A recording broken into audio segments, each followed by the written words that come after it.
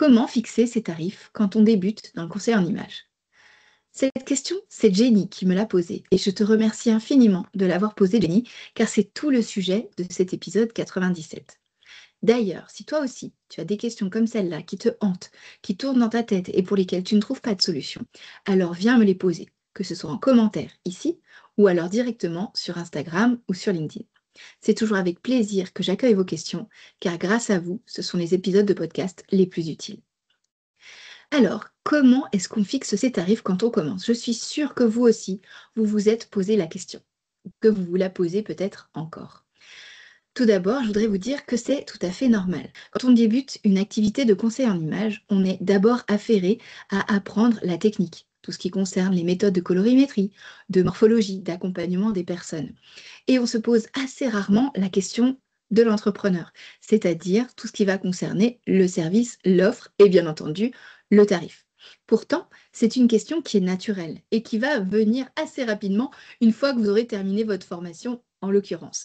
Et pour le coup, cette question, elle vient se poser un peu comme un cheveu sur la soupe parce que 80% des conseillers en images qui commencent se la posent. Car oui, fixer ses tarifs, ça n'a rien d'anodin. Et c'est même très souvent un casse-tête. Pas parce qu'on ne sait pas compter, mais tout simplement parce qu'on a peur. On a peur que la cliente dise non, on a peur qu'elle nous trouve trop cher, on a peur de ne pas être assez par rapport à ce tarif, on a peur de ne pas être à la hauteur. Alors on bricole, on baisse un peu le tarif, on offre un bonus, on fait un tarif à la tête du client. Et à force de vouloir faire plaisir, on s'éparpille, mais on n'est pas rentable. Et pourtant, fixer son tarif, c'est le premier jalon de ton activité professionnelle. C'est un passage obligé, sans lequel tu ne peux pas construire ta posture de chef d'entreprise. C'est vraiment un acte fort de prise de conscience de ta posture de chef d'entreprise. Ce n'est pas une question d'audace. Ce n'est pas une question d'audace, mais de structure. Et c'est vraiment ce que je vais vous aider à faire dans l'épisode d'aujourd'hui. Alors si vous êtes prête, c'est parti.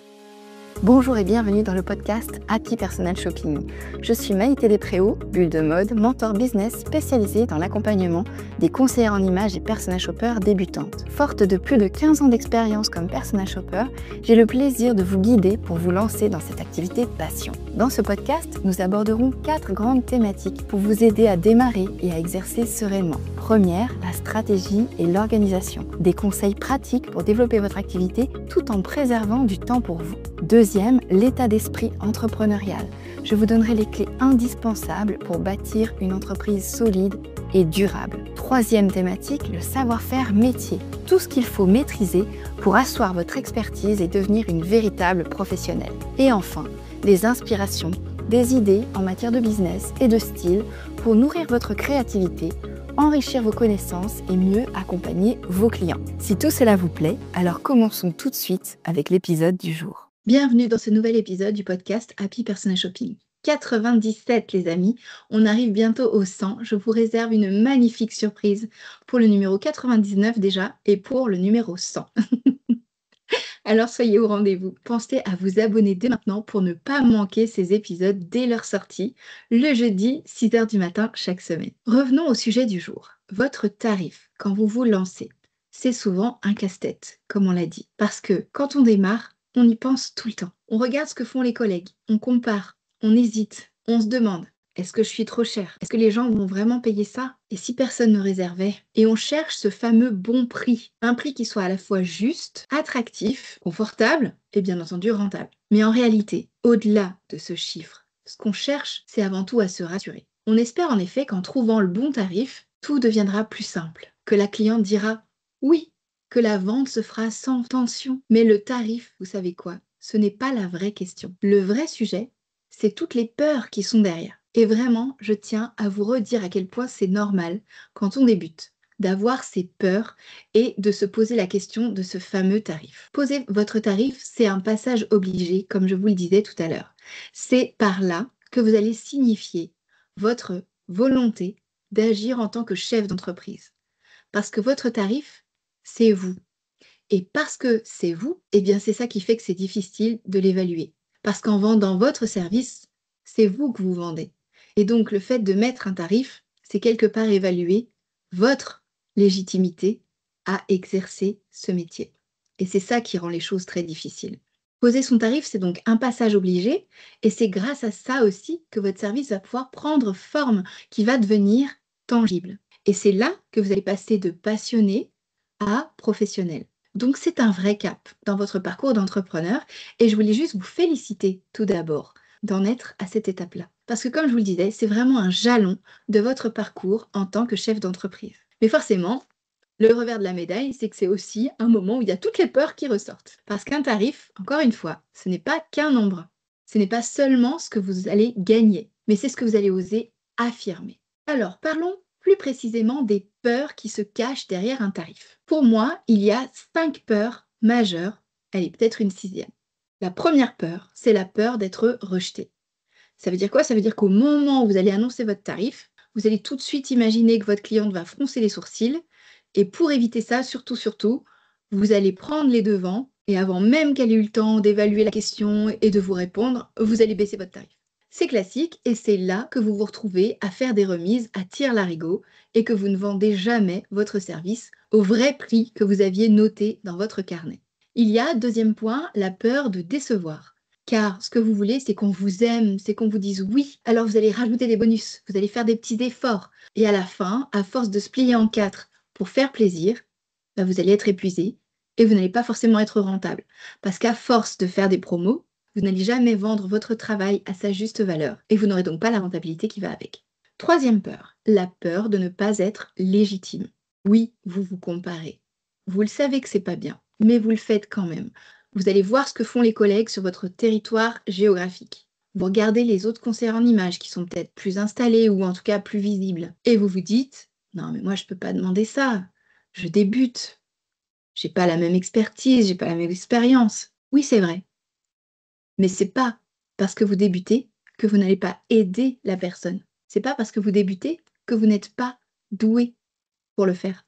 Ça veut simplement dire que vous n'avez pas encore l'expérience, c'est tout. Il y a aussi, quatrième point, la peur d'être jugé. Parce que, qu'on se le dise, en France, parler d'argent, c'est plutôt mal vu. Parler d'argent, c'est quelque chose qu'on ne fait pas. On ne parle jamais de combien on gagne, il n'y a pas de transparence par rapport aux revenus. C'est quelque chose qui est tabou, qu'on cache. C'est intime, c'est presque honteux. Moi, ça me fait toujours sourire parce que j'ai aucun problème à parler d'argent. Et c'est vrai que c'est quelque chose que je vois beaucoup. Parce qu'en parlant d'argent, vous avez peur qu'on vous colle l'étiquette de la fille qui aime l'argent, la fille qui veut faire de l'argent, la fille qui pense qu'à l'argent. Vous, ce que vous voulez, c'est aider. L'argent, c'est pas votre priorité. D'ailleurs, souvent, vous me le dites, moi, je le fais pas pour l'argent. Bah si, en fait, vous devez le faire pour l'argent. Parce que quelque part, c'est quand même votre activité professionnelle. Et parler d'argent, c'est pas forcément quelque chose de négatif. Au contraire, ça montre tout simplement que vous avez le côté entrepreneur. Et c'est sain. Vous ne développez pas une œuvre de charité. Vous développez une activité professionnelle. Votre but, c'est d'arriver à gagner votre vie. Donc, à pouvoir payer vos factures grâce à votre activité. Donc forcément, à un moment donné, il ne faut pas avoir peur de parler d'argent. Ça se travaille au quotidien. C'est même normal, en fait, de parler d'argent. Cinquième peur, la peur de perdre. Car oui, en vous engageant dans ce projet pour gagner votre vie en tant que conseillère en images, développer votre activité professionnelle dans cette reconversion, vous avez sacrifié du temps, et notamment du temps avec vos proches, par exemple, de l'argent pour pouvoir vous former. Vous avez peut-être aussi sacrifié de l'énergie parce que vous étiez dans une phase difficile de votre vie, malade, burn-out, etc. Et que forcément, toute cette énergie, ce temps, cet argent que vous avez déployé pour vous former, vous avez peur de l'avoir perdu et gâché. Vous avez peur de perdre tout ce que vous avez déjà mis. Et c'est ça qui fait que le fait de fixer votre tarif est si difficile. C'est parce que vous vous dites que si vous vous trompez, vous aurez fait tout ça pour rien. Et je voudrais juste vous dire à quel point c'est normal de ressentir ça. Ça veut tout simplement dire que vous avez conscience de l'enjeu pour vous. Parce que oui, vous avez remué ciel et terre pour y arriver et pour en être là où vous êtes aujourd'hui. Et je voudrais juste vous dire que c'est pas le moment de lâcher. Parce que oui, vous avez envie que ça marche. Mais c'est pas une raison pour dire oui à un tarif bas plutôt que de risquer d'avoir un non pour un tarif plus haut. Je répète parce que c'était un peu, je vous ai senti un peu dans le flou là, non? Donc, c'est trop dommage de baisser vos tarifs pour être sûr qu'on vous dise oui plutôt que de vous risquer à un non parce que vous avez peur de vendre plus cher. Parce que vous avez peur de vendre à votre tarif réel qui, lui, est plus cher. Je récapitule pour qu'on soit bien sûr. Aujourd'hui, vous avez peur, ce qui fait que vous préférez vendre à un tarif moins cher pour éviter de vous confronter à un non vis-à-vis de votre offre à tarif réel et donc plus cher. Ça, c'est classique. Et ça va avec, pour moi, la 6e peur, c'est-à-dire la peur de réussir. Parce que quelque part, même si vous avez fait des sacrifices, même si c'est difficile aujourd'hui de jongler avec votre activité principale et votre complément d'activité en tant que conseillère en image, même si c'est difficile, dernière peur qui, à mon avis, est très associée à cette peur de perdre, d'échouer, c'est la peur de réussir. Elle est beaucoup plus subtile, beaucoup plus sournoise que la peur de perdre, mais elle est là quand même, parce que vous venez de consacrer du temps, de l'énergie, de l'argent à votre reconversion professionnelle. Et donc forcément, vous avez mis en mouvement votre vie pour pouvoir mettre en œuvre ce projet vers lequel vous avancez. Dernière peur, la plus une, qui va, à mon avis, très bien avec la peur de perdre, qui est souvent un peu cachée derrière, un peu sournoisement comme ça, c'est la peur de réussir. Oui, vous avez bien entendu. Celle-là, elle est beaucoup plus subtile.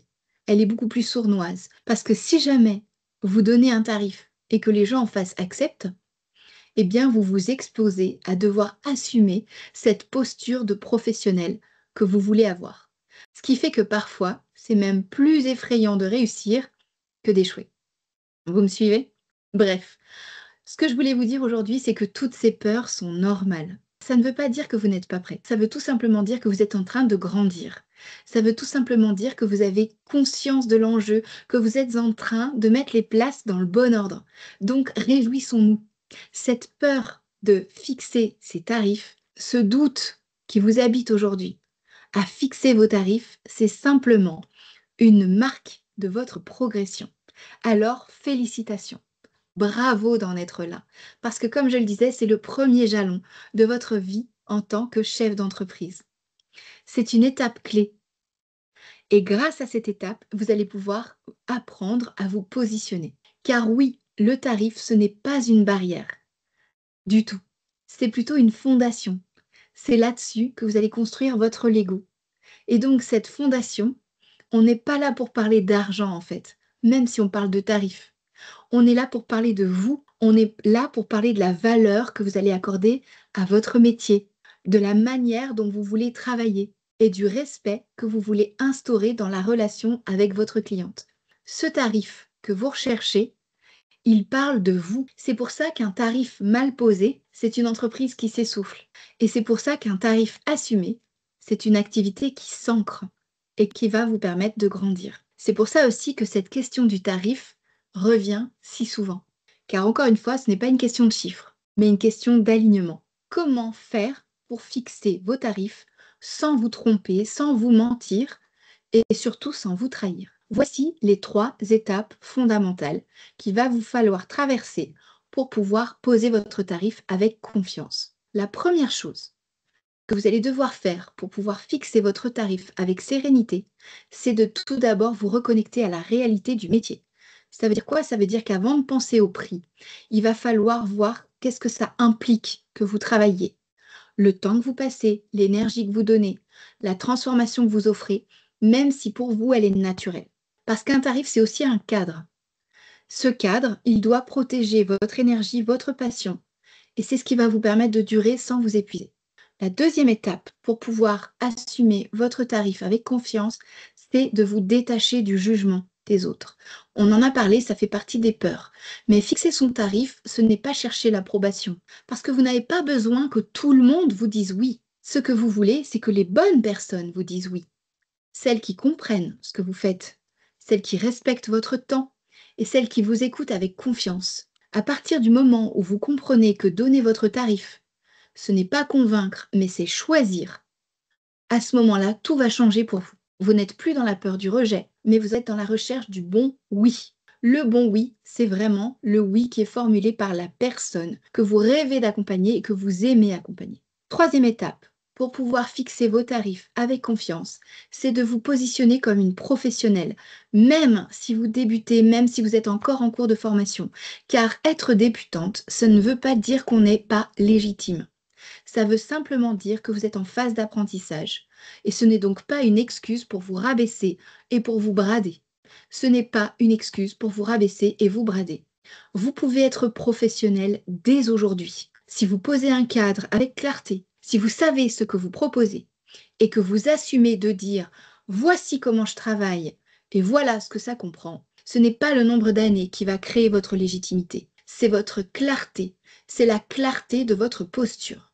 3 étapes qui sont indispensables pour vous permettre d'assumer votre tarif. Et maintenant, si vous vous êtes reconnu dans ces peurs, si vous sentez que le sujet du tarif est tabou pour vous, qu'il vous bloque, que vous voulez vivre de votre activité, mais que vous n'osez pas encore l'assumer pleinement, si vous sentez que ces 3 étapes vous parlent, mais que vous ne savez pas encore comment les mettre en œuvre, alors j'ai créé quelque chose pour vous. Mon nouvel atelier, J'assume mes tarifs. Cet atelier, c'est un atelier en direct qui est pensé pour vous aider à comprendre pourquoi vous bloquez et comment transformer ce moment d'angoisse en un moment de calme et de fierté. Parce que oui, on va travailler votre état d'esprit, votre confiance en vous et les repères concrets qui vont vous permettre de poser un tarif qui vous ressemble. Et cela sans peur, sans comparaison toxique avec ce qui vous entoure et sans culpabilité non plus. Si vous voulez recevoir toutes les informations concernant cet atelier, la date, le contenu, le lien d'inscription, il vous suffit de cliquer dans la description qui accompagne cet épisode. C'est un atelier en direct qui va vous permettre de poser vos blocages, de réfléchir à votre tarif pour pouvoir le fixer à l'issue du travail que nous allons faire ensemble. Un tarif que vous aurez choisi en pleine conscience et que vous aurez confiance à affirmer. Avant de terminer cet épisode, je voulais vous dire que si vous ressentez cette envie et en même temps cette peur, eh bien c'est que c'est très bon signe. Ça veut tout simplement dire que vous êtes prête. Parce que fixer son tarif, encore une fois, ce n'est pas une question de chiffres. C'est une question d'identité, de posture, de clarté professionnelle. Parce que c'est là que tout commence. Et c'est jouissif quelque part. Et j'ai des frissons à vous en parler parce que ça veut dire que vous êtes sur le point de faire ce grand pas qui va vous permettre de plonger dans votre parcours en tant qu'entrepreneur. Je vous retrouve très vite dans l'atelier J'assume, mais aussi pour un nouvel épisode de podcast la semaine prochaine. En attendant, je vous invite à cliquer pour avoir toutes les informations et je vous souhaite de passer une merveilleuse semaine. À la semaine prochaine.